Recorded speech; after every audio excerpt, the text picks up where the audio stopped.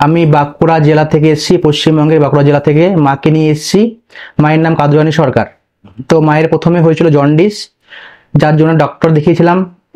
Doctor বলেছিল একটা ছোট অপারেশন করতে হবে, তারপরে স্টেন বসাতে হবে।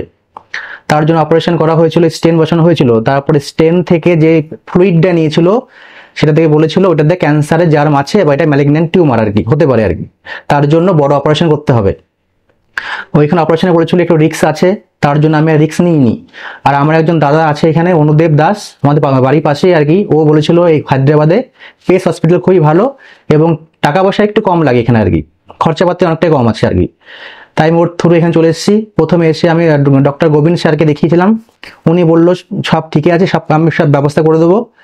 এবং উনি আবার রিপোর্ট করান এবং বলছে আমি পেশেন্টের দায়িত্ব পুরো আমার ওপরে, আমি সব ঠিক করে দেবো, জাস্ট কোনো চিন্তা করো না। তার জন্য আমি এখানে মাকে অ্যাডমিশন করালাম। গোবিন্দ স্যার, সুরেশ স্যার, দুজন স্যার খুবই ভালো, আমাকে প্রচুর হেল্প করেছে। ওনাদের কথা আমি জীবনে ভুলতে পারবো না। এখানে স্টাফ সবাই খুবই ভালো। মায়ের অপারেশনটা হয়েছে প্যানক্রিয়াসে ক্যান্সার, ওনারা প্যানক্রিয়াসটা পুরো কেটে বাদ দিয়েছেন। তারপরে গল ব্লাডার কেটে বাদ দিয়েছেন, আর সঙ্গে লিভারের যে নিচে একটা বাইল ডাক আছে ওটা কেটে বাদ দিয়েছেন। এখন মা আপাতত ঠিক আছে এখন আর কি। আমাকে আবার 1 মাস পরে ওনারা আসতে বলেছেন। এই স্টাফ সবাই খুব ভালো, এখানে খুব ফ্রেন্ডলি।